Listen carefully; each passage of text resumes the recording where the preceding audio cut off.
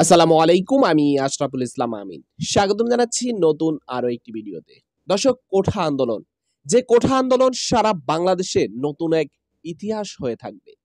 যে কোঠা আন্দোলনে সারা বাংলাদেশের অনেক ক্ষয়ক্ষতি হয়েছে এবং আর্থিক অবস্থার যে কি পরিমাণ লস হয়েছে সেটা হয়তোবা আপনি কল্পনা করতে পারবেন না। তবে সবথেকে বড় একটা ইস্যু হচ্ছে এতগুলা প্রাণ ঝরে গেল, সেটা এক অকল্পনীয় ঘটনা। দর্শক, অনেক ছাত্রছাত্রী, পুলিশ ভাই, সাংবাদিক ভাই মারা গেলেও দিন শেষে রাজশাহীর আবু সাঈদের বিষয়টাকে নিয়ে সারা বাংলাদেশে এক আতঙ্ক সৃষ্টি হয়ে গেছে। সারা বাংলাদেশে টনক নড়ে গেছে।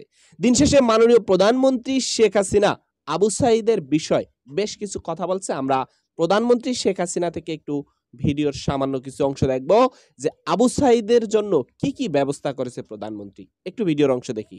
মিটিং করছে সেখানে প্রক্টর এবং বিশ্ববিদ্যালয় সবাইকে নিয়ে, সেখানে আগুন দিয়েছে, গাড়িটাই তো পুড়িয়েছে, বাড়ির ভিতরে আগুন দিয়েছে। পুলিশ যখন উদ্ধার করতে গেছে পুলিশ উপরে হামলা করেছে। হ্যাঁ, পুলিশের গুলিতে একজন মারা গেছে। যেই মারা যাক সে তো বাবা মার সন্তান।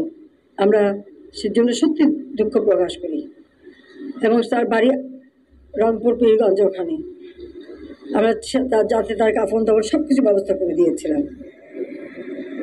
ছাত্রলীগের আচ্ছা, নিশ্চয়ই ভিডিওর সামান্যতম কিছু অংশ দেখলেন।